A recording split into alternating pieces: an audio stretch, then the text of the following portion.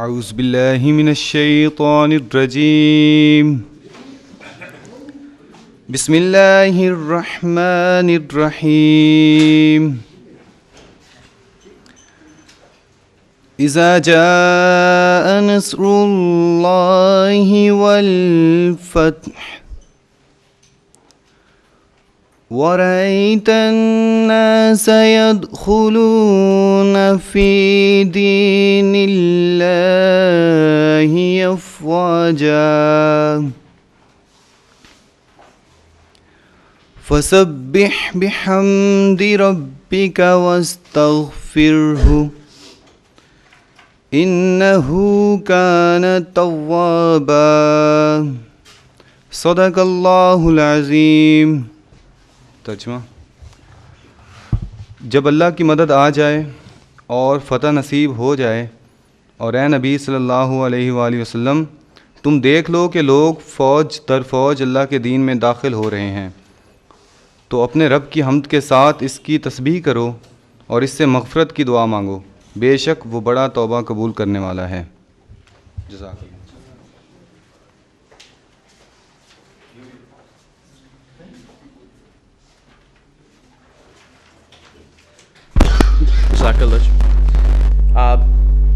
Again welcome to the course. آپ لوگ again اتنے جذبوں کے ساتھ آتے ہیں یہاں پہ۔ ڈاکٹر صاحب کہتے ہیں کہ آپ کو ایڈکشن ہو چکی ہوئی ہے اس کام کی۔ Is it so? ایسا ہی ایفرٹس کے ساتھ آتے ہیں، بڑی اچھے گڈ۔ ایسا ہے کہ آپ کو نوٹس میں شاید آ چکا ہو، باقی کسی نے بورڈ دیکھ لیا ہوں گا، آپ کو ای میل سے ملی ہوں گی کہ ہم ایک نیا کورس شروع کر رہے ہیں یہاں پہ کلیات اقبال اردو کے حوالے سے۔ کورس شروع ہوگا the last Friday of this month سے، 30 نومبر سے شروع ہوگا۔ اس میں جو لوگ انٹرسٹڈ ہیں یو آر آل آپ سب ویلکم آئیں اس کے اندر۔ اور یہ کہ اب بتا ضرور دیں ٹائملی، کیونکہ وہی بات ہے کہ ہمارے پاس اپلیکیشنز بہت زیادہ آلریڈی آ چکی ہوئی ہیں، لیکن فرسٹ پرائرٹی آپ لوگوں کی ہے کہ جو اس کورس کو آلریڈی کر رہے ہیں پہلے۔ 16 لیکچرز ہیں اس چیز کے اندر، کلیات اقبال اردو فوکس ہوگا اس چیز کے اندر۔ اگین جو خلیش رہ گئی ہے ہماری پہلے کلیات اقبال کے اندر، اس کو ہم میٹ کرنے کی کوشش کریں گے، کوئی مسئلہ نہیں۔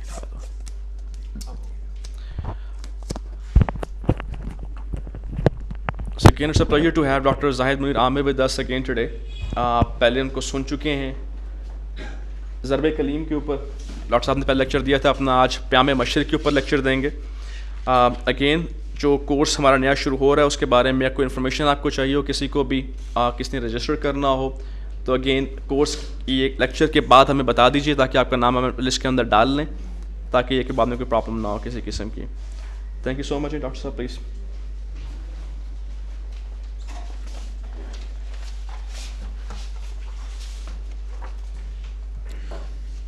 نحمدہ ونصلی علی رسولہ الکریم۔ اعوذ باللہ من الشیطان الرجیم، بسم اللہ الرحمن الرحیم۔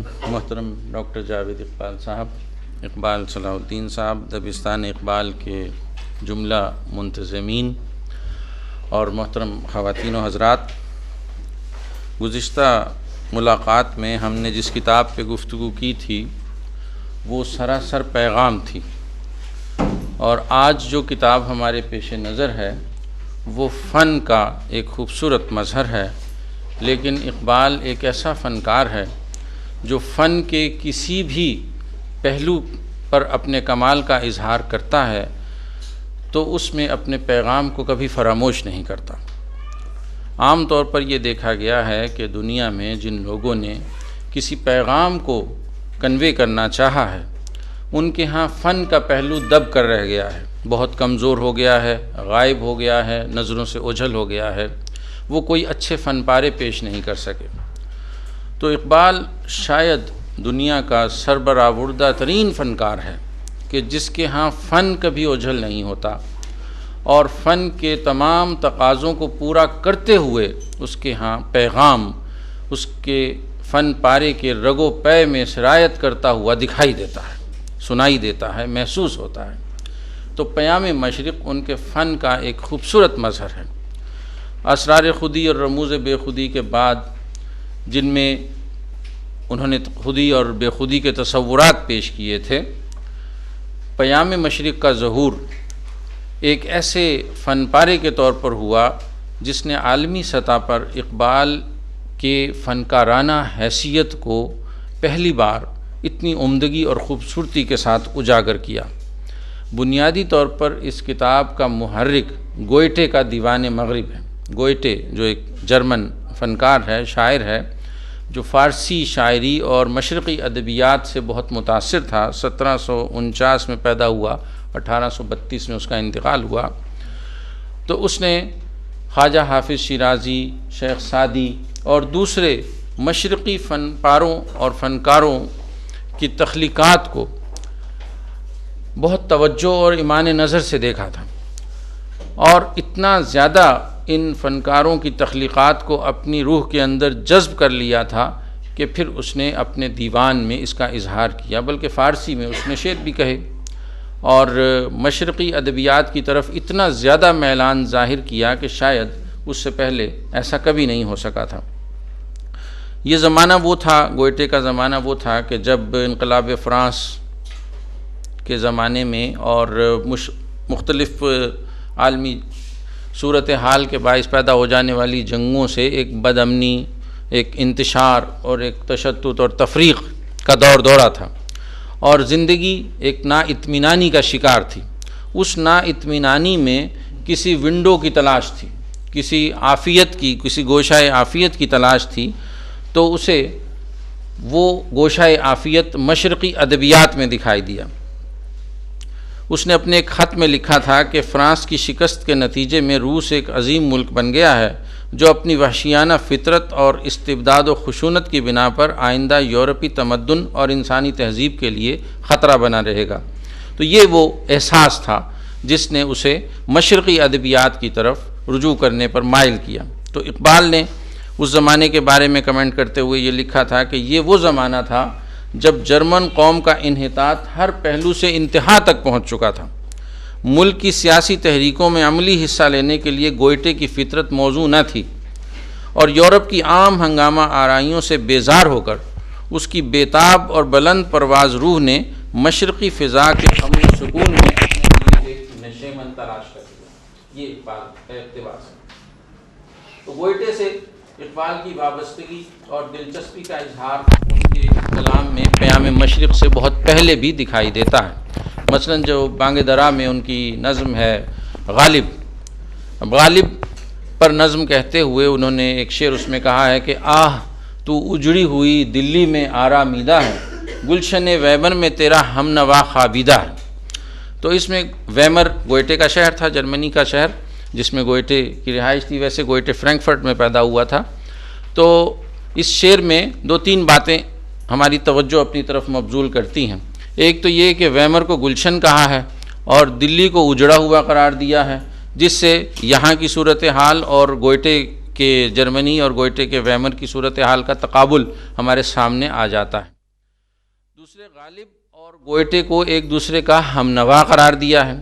گویا غالب جس کے بارے میں اسی نظم میں اقبال یہ کہہ رہے ہیں کہ فکر انسان پر تیری ہستی سے یہ روشن ہوا ہے، پرے مرغ تخیل کی رسائی تا کجا، کہ تیرے پیدا ہونے سے انسانی تاریخ میں یہ بات پتہ چلی، یہ انکشاف ہوا کہ ہیومن امیجنیشن کہاں تک جا سکتا ہے۔ السلام علیکم جی، خوش آمدید ڈاکٹر ناصرہ جاوید اقبال صاحبہ تشریف لائی ہیں، کہ انسانی تخیل کی پرواز کتنی بلند ہو سکتی ہے۔ میکسیمم ہائٹ کو انسانی تخیل نے چھو لیا غالب کے پیدا ہونے سے۔ تو غالب جس کے بارے میں اقبال کا یہ خیال ہے، تو گوئٹے کو اس کا ہم نوا قرار دیا ہے۔ تو اسی طرح انہوں نے کہا کہ صبا بے گلشن ویمر سلام ماں برسان، کہ چشم نکتہ ورن خاک آن دیار افروخت، کہ اے باد صبا گلشن ویمر کے اس رہنے والے کو ہمارا سلام پہنچا دے کہ چشم نکتہ ورن خاک آن دیار افروخت، کہ اس دیار کی خاک سے نکتہ وروں کی آنکھیں روشن ہوتی ہیں۔ یعنی وہاں پیدا ہونے والے گوئٹے نے جو خیالات پیش کیے ہیں، جو فن پیش کیا ہے، اس سے نکتہ وروں کی آنکھیں روشن ہوئی ہیں۔ تو اس اثر پذیری کا اظہار اقبال کے ہاں مختلف جگہوں پر شاعری میں بھی اور نثر میں بھی ملتا ہے۔ مثلا انہوں نے لکھا کہ میں اعتراف کرتا ہوں کہ میں نے ہیگل، گوئٹے، مرزا غالب، عبد القادر بیدل اور ورڈزورتھ سے بہت کچھ استفادہ کیا ہے، ہیگل اور گوئٹے نے یہ توجہ چاہتا ہے جملہ، اشیاء کی باطنی حقیقت تک پہنچنے میں میری رہنمائی کی، یعنی گوئٹے کو وہ یہ مقام دیتے ہیں کہ اس کی مدد سے میں نے اشیاء کی باطنی حقیقت کو دریافت کیا ہے۔ جیسے ایک حدیث میں ایک دعا آتی ہے کہ اے اللہ مجھے اشیاء کی حقیقت کا علم عطا فرما کما ہوا، اور بے دل اور غالب نے مجھے یہ سکھایا کہ مغربی شاعری کی اقدار اپنے اندر سمونے کے باوجود اپنے جذبے اور اظہار میں مشرقیت کی روح کیسے زندہ رکھوں۔ تو ایک طویل نظم جس میں انہوں نے اس تعلق کا اظہار کیا ہے کہ پیر مغرب شاعر المانوی، اسے اپنا مغربی پیر قرار دیا ہے، جیسے مولانا روم کو اپنا مرشد قرار دیتے ہیں۔ آن قتیل شیوہائی پہلوی، کہ جو فارسی زبان کی نزاکتوں اور لطافتوں کا قتیل تھا، اس پہ قربان تھا۔ بست نقش شاہدان شوخ و شنگ، داد مشرق را سلامی از فرنگ، اس نے اپنے فن میں شوخ و شنگ نقوش ابھارے ہیں اور مغرب کی طرف سے مشرق کو سلام کا تحفہ بھیجا ہے، سلام بھیجا ہے۔ در جوابم گفتام پیغام شرق، ماہتابی ریختم بر شام شرق، اس کے جواب میں میں نے پیام مشرق لکھی ہے اور میں نے مشرق کی شام پر ایک چاند کی چاندنی چھٹکائی ہے۔ تا شناسائی خودم خود بن نیم، بوت گویم او کے بود و من کیم، او ز افرنگی جوانن مثل برق، شعلہ من از دم پیران شرق، او چمن زادی چمن پروردئی، من دمیدم از زمین مردئی، او چو بلبل در چمن فردوس گوش، من بصحرا چون جرس گرم خروش۔ یہاں اپنا اور اس کا موازنہ کر دیا ہے کہ وہ تو بجلی کی سی سرعت کے ساتھ اور رفتار کے ساتھ افرنگی جوانوں میں ظاہر ہوا، جبکہ میرا شعلہ جو ہے وہ مشرق کے پیروں سے حرارت لے کر آپ تک آ رہا ہے۔ وہ چمن زاد ہے، باغوں کا پیدا کیا ہوا ہے، پھولوں اور گلزاروں کا پیدا کیا ہوا ہے، جبکہ میں ایک مردہ زمین میں پیدا ہوا ہوں۔ اونچ بلبل در چمن فردوس گوش، اس کی آوازیں کسی باغ میں بلبل کے نغموں کی طرح سماعتوں کو اہتزاز اور مسرت عطا کرتی ہیں۔ من بصحرا چون جرس گرم خروش، اور میری آواز جو ہے وہ صحرا میں جاتے ہوئے قافلے کی گھنٹیوں کی آواز کی طرح سے ہے۔ تو یہ اپنا اور گوئٹے کا انہوں نے ایک موازنہ بنیادی طور پر ہمیں بتا دیا ہے، اور اس کے بعد پھر جب ہم دیکھتے ہیں ان کی کتاب پیام مشرق کو، تو اس میں جگہ جگہ گوئٹے کے خیالات کے ساتھ اقبال کے افکار کا موازنہ ہمیں کرنے کا موقع ملتا ہے۔ اگرچہ نظمیں تو صرف 2 یا 3 ہیں جن میں براہ راست انہوں نے گوئٹے کا جواب دیا یا گوئٹے کا ترجمہ کیا یا گوئٹے سے استفادہ کیا، مثلا وہ نغمہ محمد جسے جوئے آپ کے نام سے انہوں نے ترجمہ کیا، اور یا حور و شاعر ایک نظم ہے، یا بہشت ایک نظم ہے، اس طرح چند ایک نظمیں ہیں۔ باقی تمام نظمیں ان کی اپنی تخلیقی کاوش اور براہ راست گوئٹے سے متعلق نہیں ہیں، لیکن مجموعی طور پر ساری کتاب کو انہوں نے، جیسے کہ آپ سرورق پر کتاب کے دیکھتے ہیں کہ در جواب شاعر المانوی گوئٹے یہ لکھا ہوا ہے، اور وللہ المشرق والمغرب یہ آیت لکھی ہوئی ہے کتاب کے سرورق پر کہ مشرق بھی اللہ کا ہے اور مغرب بھی اللہ کا ہے۔ تو یہ دونوں فلسفی شاعر، یہ دونوں فنکار جو ہیں، یہ مشرق اور مغرب کے درمیان برجنگ کر رہے ہیں، ان کے درمیان ایک پل کا کام کر رہے ہیں۔ مثلا افکار کے حوالے سے جن پہلوؤں پر گوئٹے اور غالب ہمیں ہم نوا نظر آتے ہیں، گوئٹے اور اقبال، یعنی اقبال نے تو غالب کو ہم نوا کہا ہے، لیکن گوئٹے اور اقبال جن پہلوؤں پہ ہم نوا نظر آتے ہیں ان میں خاص طور پر ابلیس کا تصور ہے، کہ ابلیس کے تصور کے حوالے سے جو خیالات ہمیں گوئٹے کے ہاں نظر آتے ہیں ویسے ہی خیالات اقبال کے ہاں بھی ملتے ہیں۔ گوئٹے کے ہاں فاؤسٹ میں جو خیر اور شر کا مارکہ ہے، تو اس خیر اور شر کے مارکے میں اقبال خیر کو غالب دیکھنا چاہتے ہیں، بلکہ شر کو خیر سے تبدیل کرنا چاہتے ہیں، یعنی اس مارکے میں وہ شر کی قلب ماہیت چاہتے ہیں کہ شر منقلب ہو کر خیر میں بدل جائے، یہ کیسے ہو سکتا ہے؟ تو اقبال کے خیال میں یہ ممکن ہے کہ شر خیر میں تبدیل ہو جائے، اور یہ انقلاب، یہ ماہیت قلب، یہ تبدیلی جو ہے یہ عشق سے ممکن ہو سکتی ہے۔ بے رنگ لالا رنگ آمیزی عشق، بے جان ماں بلا انگیزی عشق، اگر زن خاک دان را او شکافی و شگافی، درونش بنگری خون ریزی عشق۔ کہ یہ تمام تبدیلی جو ہے عشق کے ذریعے سے، جس پر ایک طویل گفتگو کی جا سکتی ہے ان کے تصور عشق پر، وہ جو ایک مستقل موضوع ہے فکر اقبال میں، کہ جس کا انہوں نے عشق کے مضراب سے نغمہ تار حیات، اور مسجد قرطبہ میں جس کی ساری تفصیل انہوں نے بیان کر دی ہے کہ عشق کے مضراب سے نغمہ تار حیات، عشق سے نور حیات، عشق سے نار حیات۔ تو یہ شر کو خیر میں تبدیل کرنے کا ایک خیال اقبال کے ہاں ہمیں عشق کے توسط سے دکھائی دیتا ہے۔ دوسرا، جس پہلے میں نے ذکر کیا جس بات کا، کہ ابلیس کو وہ ایک قابل استرداد، ریجیکٹ کر دینے کے قابل قوت نہیں قرار دیتے، بلکہ ان دونوں کے ہاں ابلیس زندگی کی رنگا رنگی، زندگی کی ہمہ ہمی اور زندگی کی رونق کا باعث ہے۔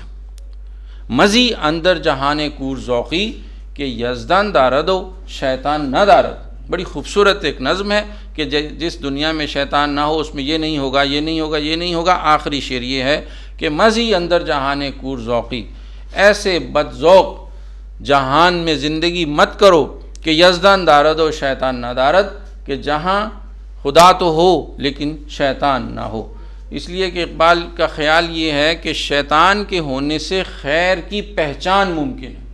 اگر شیطان نہیں ہوگا تو خیر کی پہچان نہیں ہوگی، جیسے ہماری مشرقی ادبیات میں کہا جاتا ہے کہ الاشیاء تعرف بازدادها، کہ چیزیں اپنے اپوزٹ سے پہچانی جاتی ہیں، اپنی ضد سے پہچانی جاتی ہیں۔ کہ دن کا عرفان جو ہے وہ رات کی مدد سے کیا جاتا ہے، اجالے کو اندھیرے کی مدد سے پہچانا جاتا ہے، سچ کو جھوٹ کی مدد سے ممیز کیا جاتا ہے۔ تو اسی طرح وہ کہہ رہے ہیں کہ یزدان دارد و شیطان نہ دارد، اگر صرف خدا ہی خدا ہو اور شیطان نہ ہو تو ایسی دنیا کو آپ اپنے رہنے کے لیے منتخب نہ کریں۔ اس میں وہ اور گوئٹے ہم نوا ہیں۔ اس کے علاوہ یہ بات اقبال سے پہلے غالب کے ہاں اردو ادبیات میں ہمیں دکھائی دیتی ہے، جنہوں نے اپنے خاص فنکارانہ انداز میں اس خیال کو مختلف شعروں میں پیش کیا کہ کیوں نہ فردوس میں دوزخ کو ملا لیں یا رب، سیر کے واسطے تھوڑی سی فضا اور صحیح۔ کہ وہ فردوس میں دوزخ کو ملا کر ایک نیا کلر پیدا کرنا چاہتے ہیں، ایک نیا شیڈ پیدا کرنا چاہتے ہیں۔ یہ ایک جگہ کہا ہے کہ جنت نہ کند چارہ افسردگی یہ دل، تعمیر بے اندازہ یہ ویرانی مانیست، کہ جتنا میرا دل برباد ہو چکا ہے جنت اس کی تلافی نہیں کر سکتی۔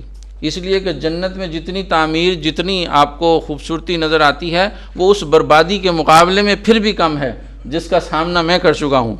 یوسف از مصر گشت خوش دل و من، بے تلافی جنن نمی خواہم، کہ یوسف کو جن مصائب اور مشکلات کا سامنا کرنا پڑا تھا اس کی تو تلافی ہو گئی کہ مصر مل گیا انہیں اور وہاں اقتدار مل گیا۔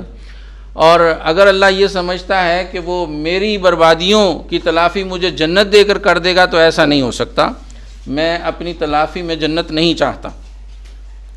تو مختصراً یعنی گوئٹے اور اقبال کے ہاں جو مشترکات ہیں وہ ذوق عمل اور ضبط نفس سے تعبیر کیے جا سکتے ہیں، یا پھر اقبال کے ہاں جو جہد پہم، مسلسل جد و جہد، آگے بڑھنے کا جذبہ اور مسلسل ترقی کرنے کی امنگ، تحرک جسے ہم کہہ سکتے ہیں، یہ بھی گوئٹے کے ہاں موجود ہے۔ گوئٹے کے بارے میں یہ بھی کہا گیا ہے کہ جس طرح مغربی ادب کے دوسرے فنکاروں کا ہم مطالعہ کرتے ہیں تو ان کے ساتھ ہماری غیریت برقرار رہتی ہے، ہماری اجنبیت، ہماری بیگانگی ختم نہیں ہوتی۔ شیکسپیئر کو پڑھیں یا دوسرے فنکاروں کو پڑھیں تو بہرحال وہ تہذیبی تفاوت جو ان میں اور ہم میں ہے وہ ختم نہیں ہوتا، لیکن گوئٹے کے مطالعے میں اس تہذیبی تفاوت کا احساس نہیں ہوتا، اس لیے کہ گوئٹے نے تو مشرق ہی سے شراب کشید کی ہے اور اسی سے اپنے فن کو سجایا ہے، آراستہ کیا ہے۔ اور گوئٹے جرمنوں میں تھا، اور جرمنوں کے بارے میں اس زمانے میں آپ جانتے ہوں گے کہ بہت خراب رائے پائی جاتی تھی، جس کا اندازہ اس بات سے کیا جاتا ہے کہ جب نیپولین کی گوئٹے سے ملاقات ہوئی تو اس نے کہا کہ یہ تو انسان ہے، جرمن نہیں لگتا. یعنی جرمن جو ہے وہ انسان نہیں ہوتا، تو گوئٹے تو انسان ہے، اس کا مطلب ہے کہ یہ جرمن نہیں ہے. تو اس تصور میں آپ گوئٹے کی شخصیت کی پرداخت کو دیکھیے کہ اس نے اس زمانے میں اپنی شخصیت کی کس طرح تشکیل کی، اور اس تشکیل شخصیت میں اسے کہاں سے مدد ملی؟ مشرقی ادبیات سے مدد ملی. تو اس لیے وہ اقبال کی توجہ اور اقبال کی نگاہوں کا مرکز بن جاتا ہے. اب ہم دیکھتے ہیں کہ کتاب پیام مشرق جو ہے اسے اقبال نے کس طرح سے تقسیم کیا ہے. کتاب کا آغاز جو ہے وہ ایک تہدیہ سے ہے، پیشکش سے ہے، جسے ہم انتساب کہتے ہیں، معنون کرنا کہتے ہیں. تو وہ امیر امان اللہ خان کے نام ہے. یہ اقبال کے بارے میں اعتراض اکثر کیا جاتا ہے کہ انہوں نے ملوک و سلاطین کے خلاف بات کی ہے، لیکن اپنی کتابوں کو ملوک و سلاطین سے منسوب بھی کیا ہے. تو امان اللہ خان جو والی افغانستان تھے، افغانستان کے حکمران تھے، تو ان کے نام اس کتاب کو منسوب کیا گیا ہے. ڈاکٹر عبداللہ چغتائی صاحب نے، جو علامہ کی محفل میں بیٹھنے والوں میں سے تھے، انہوں نے ایک مضمون میں لکھا ہے کہ میں نے علامہ سے ایک بار یہ سوال کیا تھا کہ آپ نے پیام مشرق جیسے اعلیٰ فن پارے کو ایک بادشاہ امان اللہ خان کے نام معنون کیوں کیا؟ تو اقبال نے بہت خوبصورت جواب دیا تھا کہ میں اس کتاب کو کسی آزاد مسلمان سے منسوب کرنا چاہتا تھا. تو آزاد مسلمان جو اس کتاب سے انتساب کا حق رکھتا ہو امان اللہ خان کے سوا مجھے کوئی اور نظر نہیں آیا. گویا ہندوستان تو اس زمانے میں غلامی کے چرکے سہ رہا تھا، اور وہاں تو ایسے آزاد مسلمان موجود نہیں تھے، تو جس کا انتخاب انہوں نے افغانستان سے کیا. اور وہ بہت ہی خوبصورت نظم ہے جس میں انہوں نے اپنے خیالات اور افکار کی ایک سمری گویا ابتدا میں پیش کر دی ہے. جس کے بعد کتاب کا پہلا حصہ ہے لالۂ طور. لالۂ طور ابتدا میں جب کتاب چھپی 1923 میں، تو اس کے نیچے لکھا ہوا تھا رباعیات. اردو شاعری میں رباعی ایک ایسی صنف سخن ہے جو 4 مصروں پر مشتمل ہوتی ہے. رباعی کا لفظ یہ ظاہر کر رہا ہے کہ 4، جس کا مطلب ہے، اور اس کے لکھنے کے لیے کچھ خاص اوزان مقرر ہیں. یہ ان اوزان سے ہٹ کر نہیں لکھی جاتی، لیکن یہ لالۂ طور کی رباعیات ان اوزان میں نہیں ہیں. تو یہ اعتراض اسی زمانے میں سامنے آ گیا تھا. حافظ محمود شیرانی صاحب نے اس پہ مضمون لکھا، اور کئی لوگوں نے اس پہ مضمون لکھے. عروضی اعتبار سے اعتراضات کیے گئے. تو اقبال نے اس کے جواب میں بتایا تھا کہ یہ میں نے بابا طاہر عریاں کے تتبع میں یہ ٹکڑے لکھے ہیں. تو اگر آپ انہیں رباعیات نہیں سمجھتے تو قطعات کہہ لینے میں کوئی مذائقہ نہیں ہے. اقبال ان چیزوں پر زیادہ بحث مباحثے کے قائل نہیں تھے. انہوں نے اس پہ کوئی بحث نہیں کی، اور بعد کی اشاعتوں میں رباعیات کا لفظ ختم کر دیا گیا. چنانچہ اب ہم انہیں قطعات کہہ سکتے ہیں، 2 بیتیاں کہہ سکتے ہیں. 2 بیتی یعنی وہ ٹکڑا جس میں 2 شعر ہوں، 2 بیت ہوں. تو 2 بیتیاں، اب انہیں 2 بیتیاں ہی کہا جاتا ہے، جو بابا طاہر عریاں کے تتبع میں لکھی گئی ہیں. اور ان کا انگریزی میں ترجمہ پروفیسر آربری نے ٹیولپ آف سینائی کے نام سے کیا تھا. یہ 163 2 بیتیاں ہیں، اور ان کا وزن مفاعل مفاعل فعل. یہ ایک مغموم سی ایک دھن ہے، ایک مغموم سا آہنگ ہے، جس میں اقبال نے یہ 2 بیتیاں لکھی ہیں. ان 163 2 بیتیوں میں ہر 2 بیتی ایک ایسی کیفیت کی حامل ہے کہ جسے محسوس کرنا چاہیے، محسوس کیا جا سکتا ہے، شاید اسے بیان نہیں کیا جا سکتا. ایک 2 بیتی جن کے مضامین جو ہیں وہ اقبال کے محبوب اور مرغوب مضامین ہیں. خودی ہے، بے خودی ہے، عقل ہے، عشق ہے، فلسفہ ہے، سخت کوشی، جہد مسلسل، عمل پہم، یقین کامل، فقر و استغنا، اور حیات افروزی پر مشتمل جو مضامین اقبال کے کلام میں آتے ہیں وہ تمام ان 163 دو بیتیوں میں پائے جاتے ہیں، اور ان کا انداز اور اسلوب نہایت خوبصورت اور دل میں اتر جانے والا ہے۔ تو کاش کوئی ایسا اسلوب ہوتا کہ جس میں ان رباعیوں یا ان دو بیتیوں کی کیفیت کو بیان کیا جا سکتا۔ اس کیفیت کو بیان نہیں کیا جا سکتا، اسے محسوس کیا جا سکتا ہے۔ نمونے کے طور پر ہم چند دو بیتیاں دیکھیں گے۔ تنی پیدا کن از مشت غباری، تنی محکم ترز سنگی حصاری، درون او دل درد آشنائی، چجو یہ کو حساری، چجو یہ در کنارے کو حساری۔ کہ اے مشت غبار، اے مٹھی بھر مٹی سے تشکیل پانے والے وجود، اپنے وجود کی پرورش اور تربیت کر، اس مشت غبار سے ایک تن، ایک وجود پیدا کر، ایک ایسا وجود تنی محکم ترس سنگین حصاری، کہ جو سنگین قلعے سے بھی زیادہ مضبوط ہو، جو پتھروں سے بھی زیادہ مضبوط ہو، جو سنگین حصاروں سے زیادہ مضبوط ہو، درون او دل درد آشنا ہے۔ لیکن اتنی سنگینی اور اتنی مضبوطی سے یہ گمان ہو سکتا تھا کہ اقبال کے ہاں ایک کرخت کردار پیدا کرنے کی خواہش پائی جاتی ہے، نہیں، یہاں اس کی تعدیل کر دی تیسرے مصرے میں، درون او دل درد آشنائی، کہ باہر سے تو سخت ہو، مضبوط ہو، طاقتور ہو، لیکن اس کے باطن میں درد آشنا دل ہو، نرم اور گداز دل ہو۔ اور آگے اس کی مثال دے دی ہے، چجو یہ در کنارے کوہساری، بالکل ایسے ہی جیسے کوہساروں کے اندر، پہاڑوں کے اندر ایک نرم اور گداز ندی چل رہی ہوتی ہے، کہ ان سنگینیوں میں اس ندی کی لطافت، اس کی نرمی، اس کی شیرینی، اس کی مٹھاس جیسا دل آپ کے باطن میں موجود ہونا چاہیے۔ قرآن کی آیت کی طرف ذہن جاتا ہے کہ اشداء علی الکفار رحماء بینہم، محمد الرسول اللہ والذین معہ اشداء علی الکفار رحماء بینہم، کہ محمد الرسول اللہ جن کے ساتھی جو ہیں وہ ایسے ہیں کہ جو کفر سے مقابلے کے وقت تو سخت ہیں، بہت طاقتور ہیں، مضبوط ہیں، لیکن آپس میں رحیم، لطیف اور نرم دل ہیں۔ تو ایک توازن، ایک ایسا کردار جو خارج کی صورتحال میں زندگی کی کشاکش کے مقابلے میں مضبوط ہو، لیکن اپنے اندر سے، اپنے داخل سے، اپنے باطن سے نرمی کی نعمت کا حامل ہو اور نرمی اور گداز اور لطافت سے محروم نہ ہو، وہ اقبال ان دو بیتیوں میں پیدا کرنا چاہتے ہیں، اور اسی کی طرف آپ کی توجہ مبذول کرواتے ہیں۔ درین گلشن پریشن مثل بویم، نمی دانم چمی خواہم چه جویم، کہ اس باغ میں پھولوں کی طرح، پھولوں کی خوشبو کی طرح منتشر ہوں، پریشان ہوں، بکھرا ہوا ہوں، نہیں جانتا کہ میں کیا چاہتا ہوں، کیا ڈھونڈتا ہوں، برآید آرزو یا بر نہ آید، معلوم نہیں میری آرزو پوری ہوتی ہے یا نہیں ہوتی، شہید سوز و ساز آرزویم، میں تو اپنی آرزو کے سوز اور ساز میں گم ہوں، اسی میں مست ہوں۔ یہاں انہوں نے اپنے ایک بہت مضبوط خیال کی طرف آپ کی توجہ مبذول کرا دی ہے کہ زندگی میں سب سے زیادہ اہم شے آپ کی تمنائیں اور آرزوئیں ہوتی ہیں۔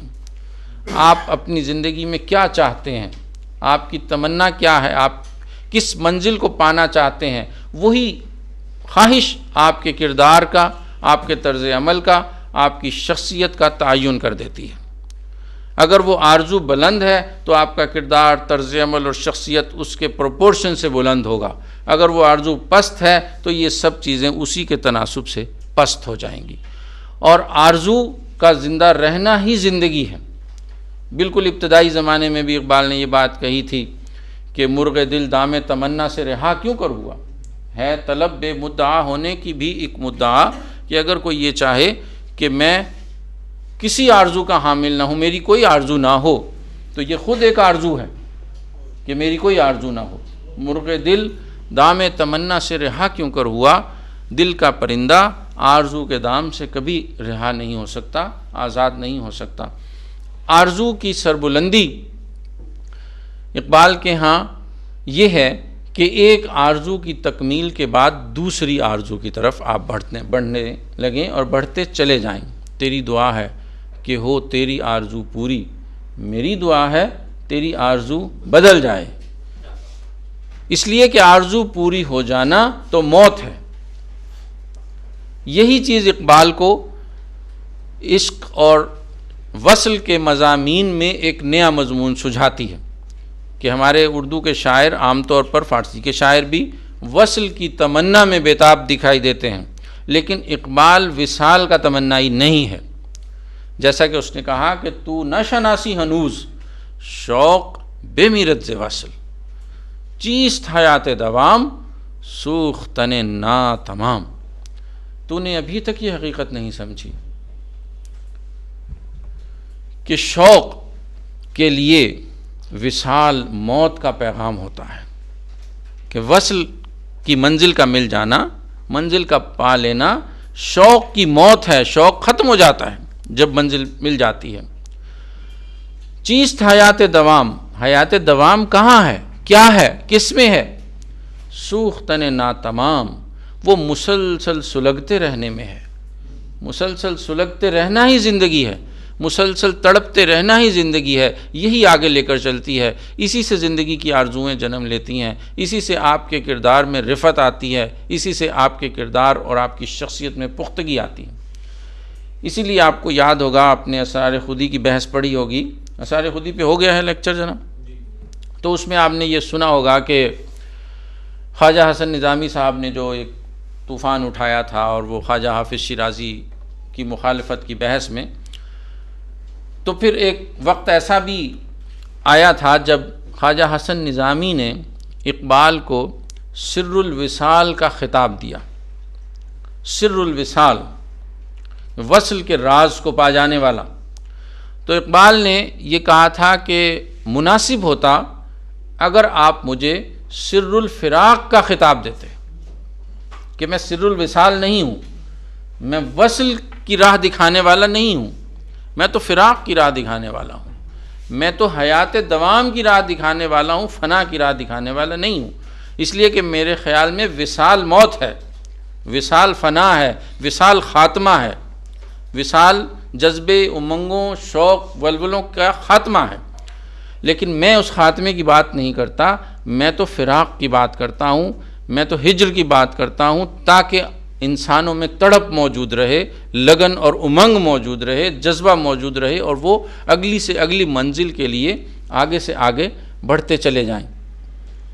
جیسے انہوں نے کہا ہے ز شرر ستارے جویم ز ستارے آفتابم، کہ میں چنگاری کو دیکھتا ہوں تو چنگاری کو دیکھ کر اس پہ مطمئن نہیں ہو جاتا، اس کو دیکھنے کے بعد ستارے کی آرزو کرتا ہوں کہ وہ چنگاری سے برتر شے ہے، اور جب ستارے تک پہنچ جاتا ہوں تو پھر میں ستارے پر مطمئن نہیں ہوتا، ستارے کے بعد پھر میں آفتاب کی آرزو کرتا ہوں، پھر میں آفتاب کی طرف چلا جاتا ہوں۔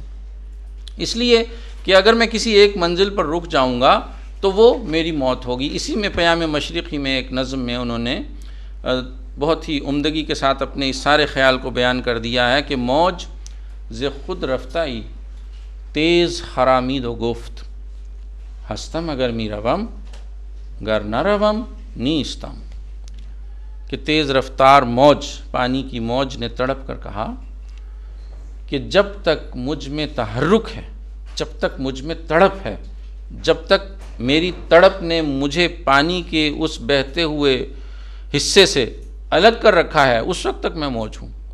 جب مجھ میں وہ تڑپ ختم ہو جائے گی تو میں موج نہیں رہوں گی، وہ میرا خاتمہ ہو جائے گا۔ موج پانی کا وہی حصہ ہے نا جو تڑپ کر اوپر اٹھایا ہے، جب وہ بہہ گیا واپس بیٹھ گیا تو موج نہیں رہی، وہ تو بہتا ہوا پانی ہے، بے شمار اور بے عدد پانی ہے۔ تو اس لیے ہستم اگر می روم، اگر میں چل رہی ہوں، متحرک ہوں تو میں ہوں، گر نہ روم نیستم، اگر میں نہیں چل رہی، اگر میرے اندر تحرک نہیں ہے تو میں نہیں ہوں۔ تو یہ اقبال کا خیال ہے۔ اور اس کے علاوہ ایک بہت ہی خوبصورت دو بیتی یہ ہے کہ بیزدان روز محشر برہمن گفت، ایک برہمن نے، بتوں کی پوجا کرنے والے نے قیامت کے دن اللہ تعالیٰ سے یہ کہا فروغ زندگی تاب شرر بود، کہ زندگی جو تھی وہ تو ایک جھلک سی تھی، جیسے ایک شعلہ مستعجل ہوتا ہے کہ ایک شعلہ سا تھا، بھڑکا اور ختم ہو گیا۔ ولیکن گر نارنجی بات گویم، اگر تجھے برا نہ لگے تو میں ایک بات کہوں، یعنی جو مجھے تو نے زندگی دی، انسانوں کو جو زندگی تھی وہ تو ایک شعلہ سا تھا، بھڑکا اور ختم ہو گیا، لیکن اگر آپ کو برا نہ لگے تو میں ایک بات کہوں، صنم از آدمی پائندے تر بود، کہ ہمارے بت جو تھے وہ ہم سے زیادہ مضبوط اور زیادہ زندگی والے تھے، یعنی ہم تو مر گئے لیکن بت آج بھی موجود ہیں، وہ آج بھی زندہ ہیں، اور اسی طرح یعنی جو بھی ان کی شکل ہے وہ اسی طرح ہے۔ اور آپ دیکھتے ہیں کہ انسانوں کی زندگی ختم ہو جاتی ہے، محدود ہوتی ہے، تھوڑے سے عرصے کے لیے ہوتی ہے، لیکن بتوں کی زندگی تو بہت طویل ہوتی ہے، وہ تو ہزاروں سال زندہ رہتے ہیں۔ میں مصر میں تھا تو وہاں ایک معبد میں نے دیکھا جس کے بارے میں بتایا گیا کہ یہ 500 سال میں تعمیر کیا گیا تھا، 500 سال میں ایک مندر تعمیر کیا گیا۔ اب ظاہر ہے کئی نسلیں اس کے اندر گزر گئیں، لیکن وہ بت جو تھے وہ آج بھی موجود ہیں، وہ آج بھی ہم دیکھ سکتے ہیں، رمسیس کے بت آج بھی موجود ہیں، ابو الہول آج بھی موجود ہیں۔ 5000 سال ہو گئے ہیں، 5000 سال میں کتنی تاریخیں، کتنی قومیں، کتنے ملک اور کتنے خطے ختم ہوئے اور بنے، لیکن سفنکس جو ہے وہ آج بھی گیزا میں اہرامات کی حفاظت پر مامور ہے، اسی طرح وہ شیر اور انسان کے آمیزے کی صورت میں بیٹھا ہے۔ تو یہ نکتہ اٹھایا ہے برہمن نے خدا کے سامنے کہ صنم از آدمی پائندے تربوت۔ یہاں اقبال نے تو اس بات کو چھوڑ دیا، چونکہ 2 بیتی تھی، اس میں شاید اتنی طویل تفصیل نہ ہو سکتی، لیکن مجھے اس کے جواب میں ضیاء جالندھری کی ایک نظم بہت خوبصورت لگتی ہے، کہ جو اقبال نے یہ نکتہ اٹھایا ہے کہ وہ لیکن گر نہ رنجی باتو گویم، اگر اے اللہ تجھے برا نہ لگے تو میں یہ کہوں کہ صنم از آدمی پائندے تربود۔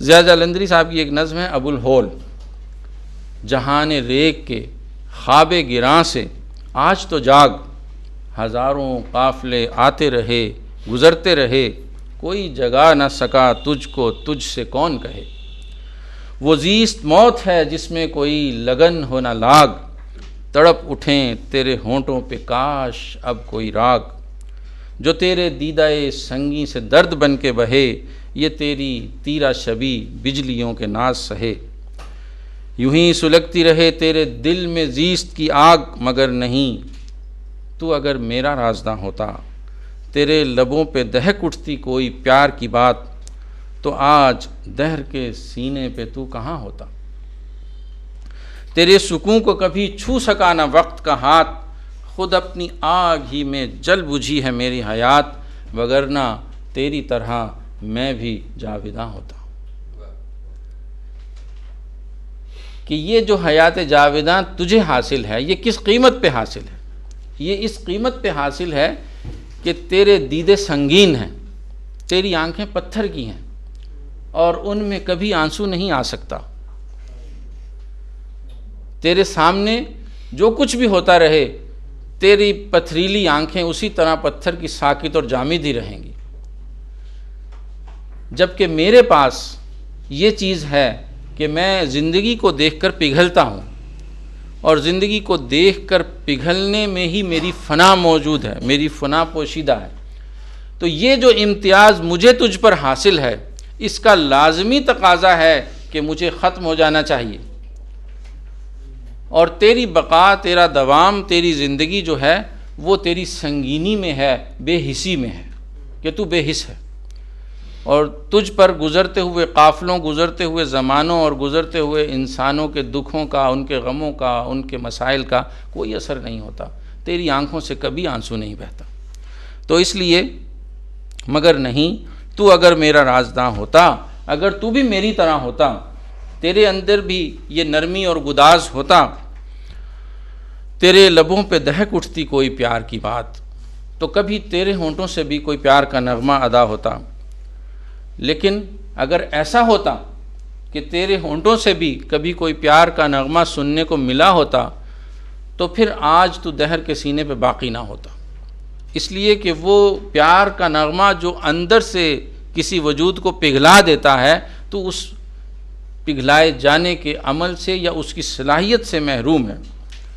تیرے سکون کو کبھی چھو سکا نہ وقت کا ہاتھ، گزرتے ہوئے وقت نے تیرے اس انجماد کو کبھی تبدیل کرنے کی کوشش نہیں کی، جبکہ تیرے برعکس خود اپنی آگ ہی میں جل بجھی ہے میری حیات۔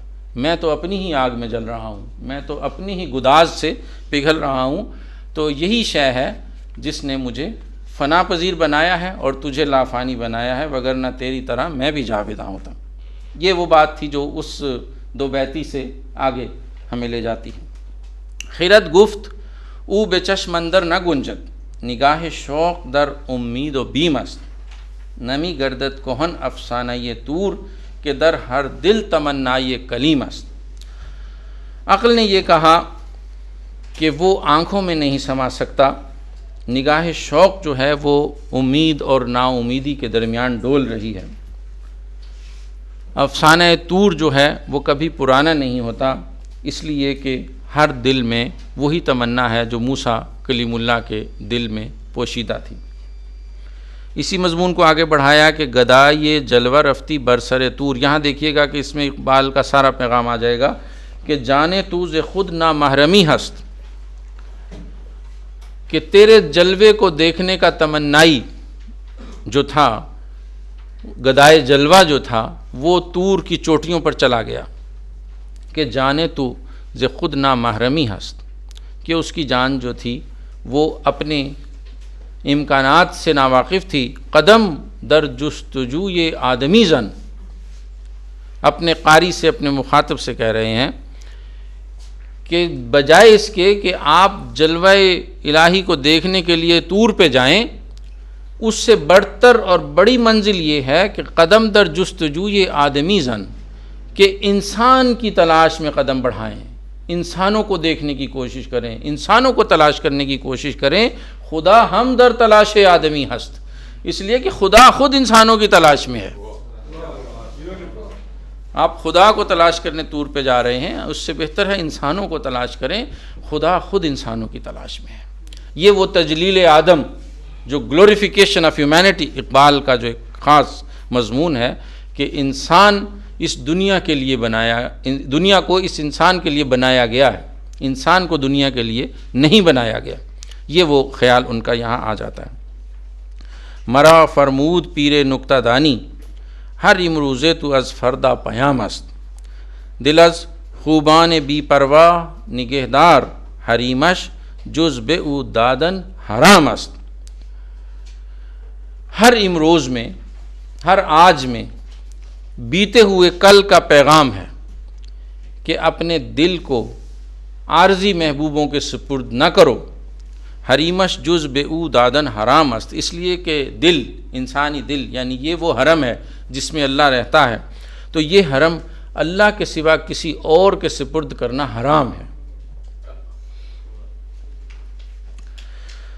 تو یہ تو ایسے ہیں ان کے دو بیتیوں کے مضامین کہ ایک ایک دو بیتی پر کئی گھنٹے گفتگو کی جا سکتی ہے۔ بہرحال اب 163 دو بیتیاں ہیں، وہ آپ خود انہیں دیکھیں گے، ڈسکور کریں گے تو آپ لطف اندوز ہوں گے۔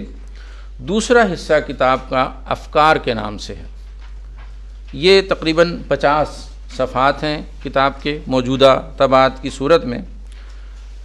یہ اقبال کے فن کا ایک خوبصورت مظہر ہے، اس طرح کہ یہاں افکار تو موجود ہیں ہی، لیکن اردو اور فارسی شاعری کی روایت میں مسمت کی جو صورتیں رائج تھیں، مسمت کہتے ہیں نظم کی ان تمام صورتوں کو جن میں شاعر نے اپنی سہولت کے لیے نظم کو مختلف بند بنا کر اس میں تقسیم کر دیا ہو۔ مثلاً اگر اس نے 2 مصروں کے ٹکڑے بنائے ہیں تو اسے مثنوی کہتے ہیں، 3 مصروں کے ٹکڑے بنائے ہیں تو مثلث کہتے ہیں، 4 مصروں کے ٹکڑے بنائے ہیں تو مربع کہتے ہیں، 5 مصروں کے بند بنائے ہیں تو مخمس کہلاتی ہے، 6 مصرے ہیں ایک بند میں تو مسدس کہلاتی ہے، آگے مسمت ہے، مسمن ہے، معشر ہے۔ اس طرح یہ جیسے جیسے ٹکڑے نظم میں بنا لیتا ہے شاعر، ان کے نام مقرر ہیں، اور ان تمام صورتوں کا ایک جامع نام مسمت ہے۔ تو افکار میں جو نظمیں شامل ہیں یہ مسمت کی کسی حیت میں نہیں ہیں. یعنی یہ نظمیں اقبال کا ایک تخلیقی تجربہ ہے. یہاں اقبال نے ان پرانی حیتوں کو، حیت یعنی فارم، نظم کی فارم جو تھی، ان پرانی حیتوں کو توڑ دیا ہے اور خود سے اپنے مضمون کے مطابق فارم کی تشکیل کی ہے، نئی فارمز تشکیل دی ہیں. یعنی جسے ہم تنقید کی اصطلاح میں کہتے ہیں کہ حیت کا تجربہ کیا ہے. تو نئی حیتیں انہوں نے اس میں پیش کی ہیں جو ان کے مضامین کے مطابق تھیں.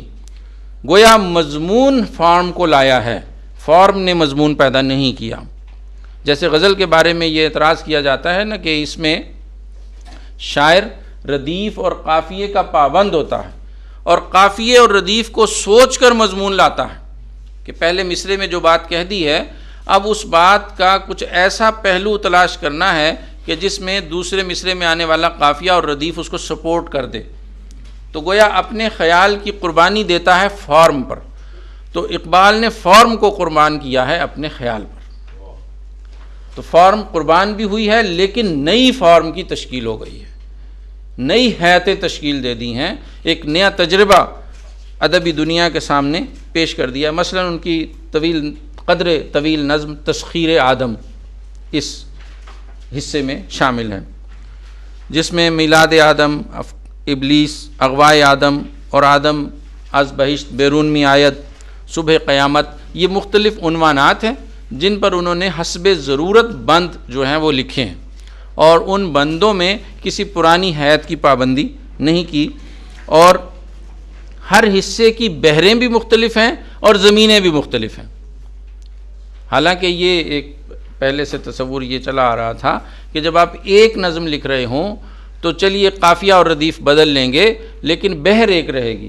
اقبال نے بحریں بھی تبدیل کی، زمینیں بھی تبدیل کی اور نئی زمینوں کو اس میں انٹروڈیوس کروانے کی کوشش کی. شاید اس شعر کا آپ اس میں عکس تلاش کر سکیں کہ بھلا تردد بیجا سے ان میں کیا حاصل، اٹھا چکے ہیں زمیندار جن زمینوں کو. یعنی وہ شاعری کی زمینیں تو اور ہوتی ہیں، شاعر نے یہاں وہ زمینداروں والی زمینیں بنا دی ہیں کہ بھلا تردد بیجا سے ان میں کیا حاصل، وہی زمینیں جو شاعری میں استعمال ہوتی چلی آ رہی ہیں انہی میں آپ پھر شعر کہتے رہیں. اس بیجا تردد سے کیا فائدہ ہے، اٹھا چکے ہیں زمیندار جن زمینوں کو، جن زمینوں میں شاعر بہت شعر کہہ چکے ہیں. یعنی زمینداروں سے مراد شاعر ہیں اور زمینوں کو اٹھانے سے مراد وہ ہل چلانے والی زمینیں نہیں، شعری آہنگ ہے، شعری آہنگ مراد ہے. تو دوسری نظمیں جو اس حصے میں شامل ہیں فصل بہار، سرود انجم، کرمک شبتاب، ہدی اور شبنم وغیرہ، ان سب کی حیتیں اپنی ہیں، نئی حیتیں ہیں جو پرانی حیتوں سے، رائج حیتوں سے بالکل مختلف ہیں. اور کسی نظم کے بھی مصرے 25 سے زیادہ نہیں ہیں. اب 25 مصروں کی نظم کوئی بہت بڑی نظم نہیں ہوتی لیکن مقابلتاً یہ بعد میں آنے والی نظموں سے بڑی ہیں، اس لیے کہ بعد میں 4 مصروں کی بھی نظم آئی ہے، 6 کی بھی آئی ہے، 8 کی بھی آئی ہے، بہت مختصر نظمیں بھی آئی ہیں. تو یہ 25 مصروں سے زیادہ کوئی نظم ان میں شامل نہیں ہے. تو جن نظموں میں ان کا فنی کمال جو ہے وہ اپنے عروج پہ ہے ان میں نوائے وقت مثلا، تسخیر فطرت، سرود انجم، فصل بہار اور محاورہ مابین خدا و انسان، حور و شاعر، زندگی اور عمل، جوئے آب، بہشت، کشمیر، یہ تمام نظمیں جو ہیں یہ اعلیٰ ترین فن پارے ہیں. اب اتنا وقت نہیں ہے کہ اس میں سے کچھ نظموں پہ ہم بات کر رہے ہیں. وہ جو بہترین نظمیں ہیں، مثلا محاورہ مابین خدا و انسان جو نظم ہے وہ شاہکار نظموں میں سے، لیکن قدر طویل ہے، اتنا وقت نہیں ہوگا کہ ہم اس پہ بات کر سکیں. ہم چند چھوٹی نظمیں جو ہیں وہ دیکھ لیتے ہیں. مثلا یہ میں نے ابھی آپ کو جو شعر سنایا کہ موج خود رفتہ تیز خرامید و گفت، یہ اسی حصے کا ایک شعر ہے. اس میں ایک نظم ہے زندگی و عمل، در جواب نظم ہائنہ موسوم بسوالات، یہ اس کا جواب ہے اس نظم کا کہ ساحل افتاد گفت گرچہ بسی زیستم ہیچ نہ معلوم شد آہ کے من کیستم، کہ ساحل جو گرا پڑا ہے مدتوں سے، صدیوں سے وہیں پڑا ہے جہاں تھا، اس نے کہا کہ میں اگرچہ زندہ ہوں، زمانوں سے زندہ ہوں، لیکن یہ بالکل معلوم نہیں کہ میں کیا ہوں. یعنی جس کے اندر تحرک نہیں ہے وہ خودی سے محروم ہے، اسے کبھی عرفان حاصل نہیں ہو سکتا، وہ اپنے آپ کو نہیں جان سکتا. ساحل کو اپنی جگہ پر گرے ہوئے پڑے ہوئے صدیاں بیت گئی ہیں لیکن وہ اپنے آپ کو نہیں جانتا. اس کے مقابلے میں، حالانکہ ساحل تو ایک بہت بڑا ایریا ہے، اس کے مقابلے میں ایک چھوٹی سی موج جو تھوڑی سی دیر کے لیے تڑپتی ہے اور اس کے بعد فنا ہو جاتی ہے، پانی میں مل جاتی ہے، اسے اپنی ہستی کا عرفان حاصل ہے. یعنی ہستی کے عرفان کے لیے، اپنے وجود کی پہچان کے لیے تحرک کی ضرورت ہے. جس میں تحرک نہیں ہے، خواہ اس کے پاس ہزاروں سال کی عمر کیوں نہ ہو، وہ اپنے آپ کو پہچان نہیں سکتا. تو موج خود رفتہ ای تیز خرامید و گفت، ہستم اگر می روم گر نہ روم نیستم. بہشت نظم میں وہ شعر ہے جس کا میں نے ابتدا میں ذکر کیا کہ مزی اندر جہان کور ذوقی کے یزدان دارد و شیطان نہ دارد. جمہوریت کے نام سے جو نظم ہے اس میں مشہور شعر ہے کہ متائے معنی بیگانے ازدون فطرتان جوئی زموران شوخی طبع سلیمانی نمی آیت. کہ اجنبی معانی کی متاع آپ کم فطرتوں سے ڈھونڈتے ہیں، نہیں مل سکتی، اس لیے کہ چیونٹیوں کے اندر بھی کبھی سلیمان جیسی شوخی دیکھی گئی ہے؟ نہیں دیکھی گئی. وہ اشارہ قرآن کی اس تلمیح کی طرف، اس آیت کی طرف ہے جس میں وہ ان الملوک اذا دخلوا قریۃ، قرآن نے کہا ہے نا کہ جب بادشاہ کسی بستی میں داخل ہوتے ہیں تو وہ وہاں فساد پھیلا دیتے ہیں اور وہاں کے اہل عزت کو ذلیل کر دیتے ہیں. اور وہ قصہ کہ حضرت سلیمان کا قافلہ جا رہا تھا تو ایک چونٹی نے اپنی ساتھی چونٹیوں سے کہا کہ جلدی جلدی اپنی بلوں میں گھس جاؤ، کہیں ایسا نہ ہو کہ یہ قافلے والے تمہیں اپنے قدموں کے تلے رون دیں اور انہیں پتہ بھی نہ چلے اس بات کا. حضرت سلیمان یہ سن کر مسکرائے. تو اس سارے تلمیح میں اقبال نے یہ کہا کہ زموران شوخی طبع سلیمانی نمی آیت، کہ وہ مسکراہٹ جو ایک برتری کے مقام پر سلیمان کے ہونٹوں پہ طلوع ہوئی تھی وہ کسی چیونٹی کے ہونٹوں پہ طلوع نہیں ہو سکتی. گریز از طرز جمہوری غلام پختہ کار شو کہ از مغز دو صد خر ذہن انسانی نمی آیت. کہ وہ نمبر گیم جو جمہوریت میں پائی جاتی ہے اس پہ انہوں نے یہاں تنقید کی ہے. یہ ایک الگ موضوع ہے، یہ ایک الگ بحث ہے کہ جمہوریت کے بارے میں ان کے خیالات نے مختلف اوقات میں کیا کیا پہلو جو ہیں وہ ہمارے سامنے دکھائے ہیں. تو ان میں سے ایک پہلو یہ ہے جو اس مختصر سی نظم میں جو صرف 2 شعروں پر مشتمل ہے انہوں نے ہمارے سامنے پیش کیا ہے. تو کتاب کا تیسرا حصہ مے باقی ہے. مے باقی یعنی باقی ماندہ شراب. اب یہ نام جو ہے یہ خود خواجہ حافظ شیرازی سے لیا گیا ہے، جس کے بارے میں آپ جانتے ہیں کہ اقبال اس کی فکر کے حوالے سے اتفاق نہیں رکھتے، لیکن فن کے حوالے سے اقبال حافظ کے بہت بڑے مداح اور معترف ہیں. اور اس کا ایک ثبوت یہ عنوان بھی ہے کہ انہوں نے پیام مشرق کے غزلیات کے حصے کو حافظ کے ایک شعر سے عنوان لے کر آپ کے سامنے پیش کیا کہ بدہ ساقی مے باقی کہ در جنت نہ خواہد یافت، کنارے آب رکنا باد و گلگشت مسلرہ. کہ اے ساقی مجھے جو باقی بچی ہوئی شراب ہے وہ دے دے، اس لیے کہ یہ وہ نعمت ہے جو جنت میں بھی نہیں ملے گی. کنارے آب رکنا باد و گلگشت مسلرہ. آب رکنا جو ایران کا ایک دریا ہے اس کا کنارہ ہو اور گلگشت ہو اور وہ منظر ہو جس کا حافظ بہت بڑا مداح ہے. تو وہاں سے بدہ ساقی مے باقی سے اقبال نے مے باقی کی ترکیب لے لی ہے اور اسے اپنی ان تمام غزلیات کا عنوان بنایا ہے. حافظ کے بارے میں آپ نے شاید یہ تفصیل پڑھ لی ہو یا سن لی ہو کہ ابتدا میں اقبال نے اسرار خودی کے پہلے ایڈیشن میں کچھ اشعار شامل کیے تھے جن پر بڑا ہنگامہ برپا ہوا تھا، جس میں انہوں نے کہا تھا کہ ہوشیار از حافظ صاحبہ گسار جامش از زہر اجل سرمایہ دار. کہ صاحبہ گسار حافظ سے بچ کر رہو، اس لیے کہ اس کا جام موت سے بھرا ہوا ہے۔ وہ تو کہتا ہے نا فراغتی و کتابی و گوشہ چمنی، حافظ کہتا ہے کہ مجھے فرصت میسر ہو، کوئی کتاب میسر ہو، ایک باغ کا ایک گوشہ ہو، میں وہاں بیٹھ کر سکون سے زندگی گزار دوں۔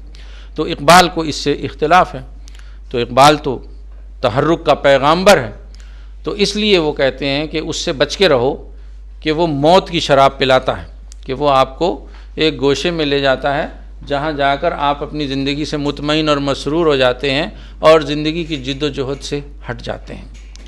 تو لوگوں نے جو حافظ کے بہت معتقد اور مداح تھے اور اب بھی ہیں، یعنی لوگ حافظ کی شخصیت کے بارے میں مختلف آراء رکھتے ہیں، اب بھی بعض لوگوں کا یہ کہنا ہے کہ وہ ایک بہت بڑی ولی اللہ ہستی تھی، اور ان کی جوانی کے بارے میں ابھی کچھ عرصہ پہلے ایک خطی نسخہ دریافت ہوا تھا جس میں ان کے عہد شباب میں ان کے زہد اور تقویٰ کے بارے میں کچھ تفصیلات جو ہیں وہ سامنے آئی تھیں۔ لیکن اقبال اس سارے قصے سے بحث نہیں رکھتے۔ اقبال نے تو جب یہ کرٹیسزم ہوا تو وہ شعر نکال دیے اپنی کتاب میں سے، اور یہ کہا کہ اصل مقصد کسی پر تنقید نہیں تھا، اصل مقصد تو میرے اپنے پیغام کا ابلاغ تھا۔ تو اس تنقید سے پیغام کا ابلاغ چھپ گیا تھا اور تنقید غالب آ گئی تھی، تو اس لیے اس تنقید کو نکال دیا گیا۔ حالانکہ اقبال کے خیالات میں کوئی تبدیلی نہیں ہوئی تھی، خیالات وہی تھے، حافظ کے بارے میں بھی، افلاطون کے بارے میں بھی۔ افلاطون کے بارے میں انہوں نے کہا کہ راہب اول فلاطون حکیم از گروہ گوس فندان قدیم، کہ وہ پرانے بھیڑیوں میں سے ایک بھیڑیا افلاطون ہے، وہ پہلا راہب ہے جس نے روحانیت کا درس دیا ہے، اور اسی سے ہمارے مذہب میں یہ چیز آئی اور پھر صوفیاء نے لی اور اہل مذہب نے اسے اختیار کیا۔ تو اس کو انہوں نے کرٹیسائز کیا۔ یہ شعر تو اب بھی موجود ہے، یعنی افلاطون پہ تنقید نہیں نکالی، چونکہ افلاطون کے کوئی عقیدت مند ایسے نہیں تھے معاشرے میں، حافظ کے عقیدت مند بہت تھے، تو اس لیے وہ حافظ والے شعر نکال دیے۔ لیکن فنی اعتبار سے اقبال حافظ کے بہت بڑے مداح ہیں، بہت معتقد ہیں۔ ایک جگہ انہوں نے لکھا ہے کہ کبھی کبھی مجھے یوں محسوس ہوتا ہے کہ جیسے حافظ کی روح مجھ میں حلول کر گئی ہے۔ اتنے بڑے عقیدت مند ہیں حافظ کے کہ حافظ کی روح مجھ میں حلول کر گئی ہے، مجھے ایسے محسوس ہوتا ہے۔ لیکن یہ فن کی دنیا ہے، ایک فنکار کی حیثیت سے وہ حافظ کے اتنے بڑے مداح ہیں، اور اپنی اس بہترین کتاب کے بہترین حصے کا نام بھی حافظ سے لیا ہے۔ لیکن فکر جو جمود کی طرف لے کر جانے والی ہو، جو عدم تحرک کی طرف لے کر جانے والی ہو، وہ چاہے ان کے کسی ممدوح کی زبان سے ہو، وہ چاہے کسی غیر ممدوح کی زبان سے ہو، اسے ریجیکٹ کرنے میں انہیں کوئی تعامل نہیں ہوتا۔ تو اس حصے کی جو غزلیات ہیں ان کے مضامین میں ان کے محبوب مضامین مثلا عشق کی سرمستی، یہ ان کے ہاں آیا ہے۔ جیسے حافظ کے ہاں بھی عشق کی سرمستی ہے، لیکن حافظ کے عشق کی سرمستی اور ہے، اقبال کے عشق کی سرمستی اور ہے۔ وہ دنیا سے آپ کو ایک گوشے میں لے جانے والی ہے، اور یہ عشق کی سرمستی دنیا کو تسخیر کرنے والی ہے۔ اس کے علاوہ جو اسلوب ہے، اسلوب بہت رنگین اور سحرکار ہے، بہت عمدہ، بہت خوبصورت اسلوب ہے۔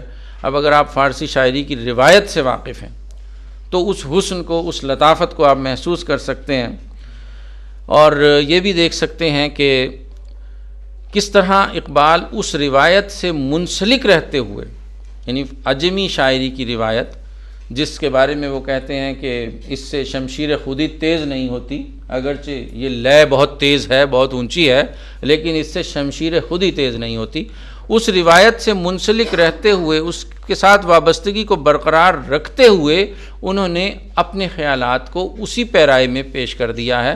تحرک کا پیغام، زندگی کا پیغام، آگے بڑھنے کا پیغام، امنگ اور ولولے اور لگن کا پیغام۔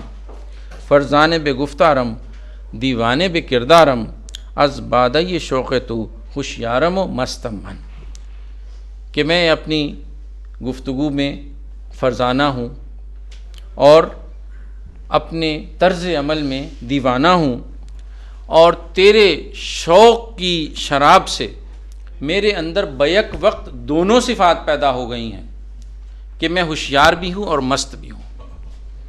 ہوشیارم و مستم من، میں ہوشیار بھی ہوں اور مست بھی ہوں۔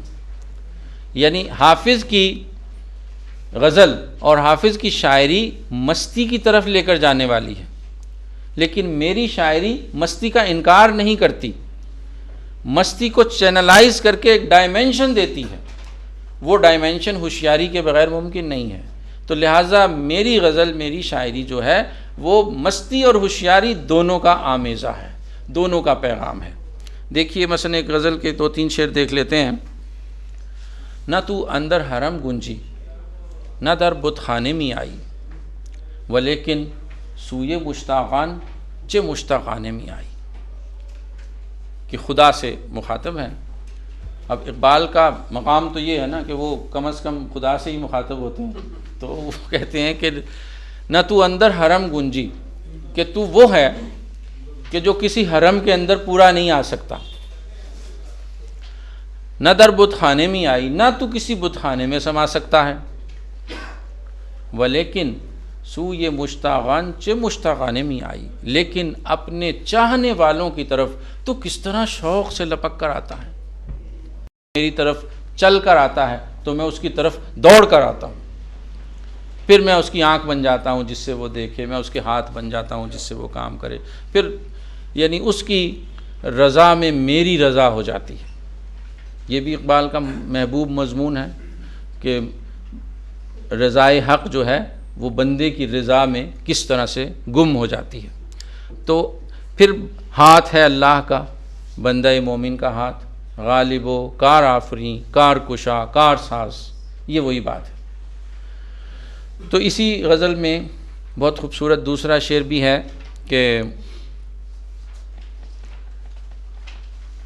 قدم بی باک تر نہ در حریم جان مشتاقان، تو صاحب خانہ ہی آخر چرا دزدانے میں آئی، کہ اپنے چاہنے والوں کی روح کے مرکز میں بے باکی سے قدم داخل کرو، چلتے ہوئے داخل ہو جاؤ۔ قدم بی باک تر نہ در حریم جان مشتاقان، پھر اگر آپ اس کو پھیلا کر دیکھیں تو پھر خدا ہی سے خطاب ہے کہ اپنے مشتاقوں کے دل میں بے باکی سے قدم رکھ، تو صاحب خانہ ہی آخر چرا دزدانے میں آئی، تو ہی تو اس گھر کا مالک ہے، پھر تو چوروں کی طرح اس میں کیوں داخل ہوتا ہے، پھر تو چپ کے کیوں آتا ہے، تو بے باکی سے آ، تیرا گھر ہے۔ جیسے ولی دکنی کا ایک شعر یاد آ گیا اس پہ کہ ولی اس گوہرے کان حیا کی کیا کہوں خوبی، میرے گھر اس طرح آوے ہے جیوں سینے میں راز آوے۔ تو یہ اقبال اس سے آگے ہیں کہ قدم بی باک ترنے در حریم جان مشتاقان، اپنے مشتاقوں کی روح میں بے باکی سے قدم رکھ، تو صاحب خانہ ہی آخر چرا دزدانے میں آئی، تو ہی تو صاحب خانہ ہے، اپنے گھر میں چوروں کی طرح تھوڑے آیا کرتے ہیں۔ بیاں اقبال جامی از خمستان خودی درکش، تو از میں خانہ مغرب ز خود بیگانے میں آئی، کہ اقبال آ اور خودی کے میں خانے سے ایک جام چڑھا لے، خودی کی میں سے مدہوش ہو جا، تو از میں خانہ مغرب ز خود بیگانے میں آئی، تو مغرب کے شراب خانوں سے مایوس ہو کر آیا ہے اور اپنے آپ سے بھی بیگانہ ہو چکا ہے، آ اور خودی کا جام چڑھا لے، اس لیے کہ خودی کا جام چڑھا لینے سے پھر تجھے وہ مقام حاصل ہو جائے گا جس میں حیات اور کائنات تیرے تصرف میں آ جائے گی، وہی جسے انہوں نے اردو میں کہا نا کہ مہر و مہ و انجم کا محاسب ہے قلندر، ایام کا مرکب نہیں راکب ہے قلندر، کہ پھر جب خودی کا جام چڑھا لوگے تو پھر یہ سورج چاند ستارے یہ کچھ نہیں، یہ تمہاری مرضی سے چلیں گے، جیسے تم چاہو گے انہیں تسخیر کرو گے، جیسے چاہو گے دنیا تمہاری انگلیوں پہ ناچے گی، تم دنیا کے لیے نہیں، دنیا تمہارے لیے۔ کتاب کا چوتھا حصہ نقش فرنگ ہے، تقریباً 30 صفحے ہیں جن میں مختلف انہوں نے فن پارے پیش کیے ہیں۔ اب چونکہ اس کا نام ہی نقش فرنگ ہے تو یہاں انہوں نے مختلف مغربی حکماء، شعراء اور فلاسفہ کے افکار کو پیش کیا ہے اور ان کے ساتھ ساتھ اپنی فکر کو بھی واضح کرتے چلے گئے ہیں، جن میں Schopenhauer, Nietzsche, Tolstoy, Karl Marx, Hegel Einstein, Byron, Goethe, Bergson, Lenin, Locke, Kant, Browning وغیرہ کے بارے میں اپنے خیالات انہوں نے پیش کیے ہیں۔ تو قدرے مشکل حصہ ہے، اور ہر شعر کی تفہیم کے لیے اس فلسفی کی فکر سے آگاہی کسی نہ کسی درجے میں ضروری ہے، تب آپ اسے اپریشیٹ کر سکتے ہیں۔ تو آخری حصہ جو ہے وہ خردہ ہے، یعنی متفرق اشعار جو 5 صفحے پر مشتمل ہیں، یعنی یہ وہ فن پارے ہیں جو کسی نظم کا حصہ نہیں بن سکے۔ کہیں کوئی غزل کہنے لگے، چند شعر کہے گئے، غزل پوری نہیں ہوئی تو وہ شعر اس میں محفوظ کر دیے، یا کسی نظم کو ریجیکٹ کرنے کے بعد اس میں سے کچھ شعر سلیکٹ کر لیے، وہ شعر اس میں دے دیے، اور اس کے بعد کتاب ختم ہو جاتی ہے۔ یہ تھا پیام مشرق کا ایک جائزہ۔ اب آپ کوئی بات کرنا چاہیں تو میں حاضر ہوں۔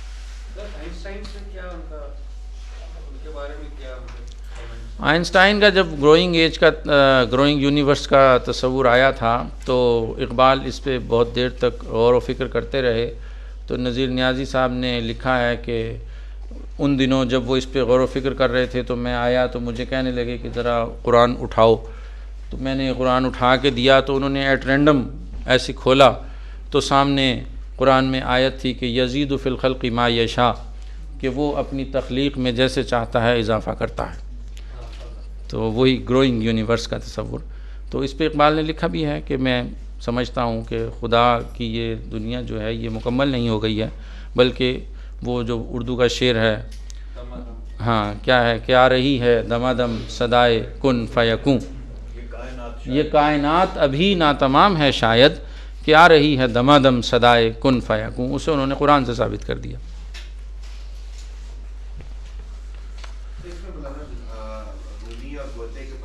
جی جی جی، جلال اور گوتا، جی ہاں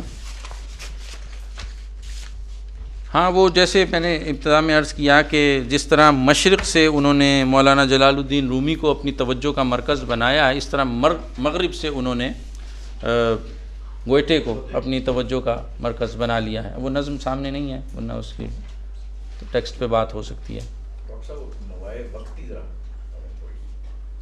اگر ہے تو کہیں میں کر دیتا ہوں وضاحت۔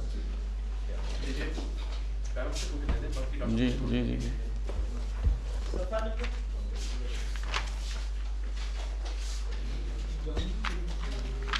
کہاں ہے جناب اس میں؟ پیام مشرق ہی ہے۔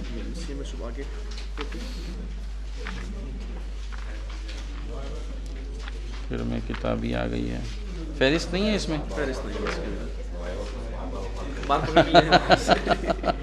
ہاں وہ اسی نظم سے ہی انہوں نے نام لیا ہے۔ اس 346، اچھا میں دیکھتا ہوں۔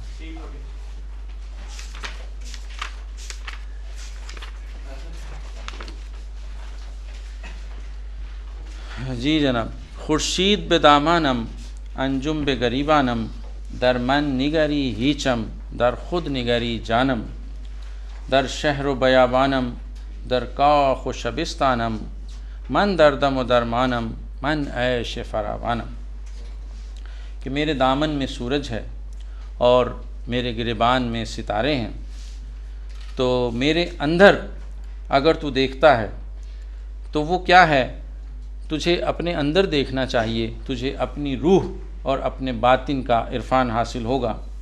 در شہر و بیابانم در کاخ و شبستانم، شہروں میں، جنگلوں میں، محلوں میں، شبستانوں میں، من دردم و درمانم من عیش فراوانم، میں ہی درد ہوں، میں ہی اس کی دوا ہوں، اور میں ہی اس زندگی کی اصل مسرت ہوں۔ چنگیزی و تیموری مشتی ز غبار من، وہی تجلیل آدم کا مضمون ہے، یعنی میں سے مراد انسان ہے۔ چنگیزی و تیموری مشتی ز غبار من، ہنگامہ افرنگی یک جست شرار من، کہ چنگیز اور تیمور کے ہنگامے جو ہیں، جو تاریخ کے بڑے بڑے واقعات کے طور پر آپ کو نظر آتے ہیں، وہ میرے غبار میں سے ایک مٹھی ہیں، وہ میرے اظہار کا ایک چھوٹا سا مظہر ہیں۔ ہنگامہ یہ افرنگی یک جست شرار من، یہ افرنگیوں کا ہنگامہ اور ان کا اقتدار اور ان کا تسلط، یہ بھی ایک چھوٹا سا ایک شعلہ ہے۔ انسان و جہان او از نقش و نگار من، خون جگر مردان سامان بہار من، کہ انسان اور اس کی دنیا یہ بھی میرے نقش و نگار میں سے ہیں، اس دنیا کی جتنی رونق ہے یہ میرے ہی دم قدم سے ہے۔ خون جگر مردان سامان بہار من، کہ جتنے دلیروں اور جتنے جری صفت انسانوں کی کہانیاں آپ پڑھتے ہیں وہ سب انسان کی خودی کے عرفان کا ایک نتیجہ ہے۔ آسودے و سیارم ان طرف تماشا بن دربادی امروزم کیفیت فردا بن، میں آسودہ اور متحرک ہوں، یہ ایک طرفہ تماشا ہے کہ میں بیک وقت آسودہ بھی ہوں اور متحرک بھی ہوں۔ دربادی امروزم کیفیت فردا بن، میرے آج میں، آج تو ہے ہی لیکن آنے والا کل بھی چھپا ہوا ہے۔ تو آپ یہ تماشا دیکھیں، یہ تفاوت دیکھیں کہ میں بیک وقت حال بھی ہوں اور مستقبل بھی ہوں۔ پنہاں بے ضمیر من صد عالم رانا بن، میرے ضمیر کے اندر سینکڑوں خوبصورت دنیائیں جو ہیں وہ چھپی ہوئی ہیں۔ صد کوکب غلطان بن، اور سینکڑوں اس میں ستارے ہیں۔ صد گنبد خضرا بن، اور سینکڑوں گنبد خضرا ہیں۔ یہ سب کچھ انسان ہی کے باطن میں ہے، اس کے اندر یہ سب کچھ موجود ہے، یہ لیکن اس انسان کے اندر جو اپنی خودی سے آشنا ہے، وہ وقت پر اپنے تسلط کا اظہار کر رہے ہیں کہ امروز اور فردا میرے پاس آ کر ایک ہو گئے ہیں۔ تقدیر فسون من تدبیر فسون تو عاشق لیلائی من دشت جنون تو چن روح روان پاکم اچند و چگونے تو راز درون من راز درون تو، کہ تقدیر میرا جادو ہے اور تدبیر تیرا جادو ہے، تو لیلا کا عاشق ہے اور میں وہ دشت ہوں جس میں تو عاشق ہونے کے بعد مارا مارا پھرتا ہے۔ چن روح روان پاکم، میں تو انسانوں کے اندر پائی جانے والی روح کی طرح پاکیزہ اور لطیف ہوں۔ از چند و چگونے تو، تیرے یہ کیا ہے، کیوں ہے، کیسا ہے، کب ہے کے سوالات کے مقابلے میں میرا مقام روح کی طرح لطیف اور پاکیزہ ہے۔ تو راز درون من راز درون تو میرے باطن کا راز ہے، میں تیرے باطن کا راز ہوں۔ من رہ رو تو منزل، من مزر و تو حاصل، تو زاز صدا ہنگی، تو گرمی ان محفل، آوار یہ آب و گل، دریاب مقام دل، گنجیدے پہ جامی بن ان قلزم بی ساحل۔ مجموعی طور پر یہ کہتے ہیں کہ وہ جو اس دنیا کے مظاہر میں گم ہو گیا ہے، آب و گل کی دنیا میں یعنی عناصر فطرت میں گم ہو گیا ہے، اسے چاہیے کہ وہ اپنے دل کے مقام کو تلاش کرے، اس آب و گل کی دنیا میں اپنے باطن کو تلاش کرے۔ دل یعنی باطن کی علامت ہے۔ گنجیدے پہ جامی بن ان قلزم بی ساحل، اسے اپنے جام کے اندر گتھا ہوا تلاش کر لے، اور جب وہ اسے تلاش کرے گا تو اسے پتہ چلے گا کہ یہ تو ایسا سمندر ہے جس کا کوئی کنارہ نہیں ہے، اور تو نے اس سمندر کو نظر انداز کر رکھا ہے۔ یہیں تک یہ نظم ہے۔ یعنی مجموعی طور پر وقت انسان سے یہی مطالبہ کر رہا ہے کہ وہ اس کائنات میں اپنے مقام کو پہچانے، اور اپنے مقام اور مرتبے کو پہچاننے کے لیے جو کلید فراہم کی گئی ہے وہ کلید ہے اپنے داخل کی دنیا کی دریافت، کہ اگر اپنے داخل کی دنیا کو دریافت کر لے گا، اپنے دل کو دریافت کر لے گا، تو اس کے اندر جو سمندر موجزن ہیں ان سے واقف ہو جائے گا۔ پھر پتہ چلے گا کہ یہ بیرونی دنیا تو کچھ بھی نہیں تھی، اصل میں تو آپ کی داخل کی دنیا ہی سب کچھ ہے۔ ٹھیک ہے، چلو بہت شکریہ جی، اللہ حافظ۔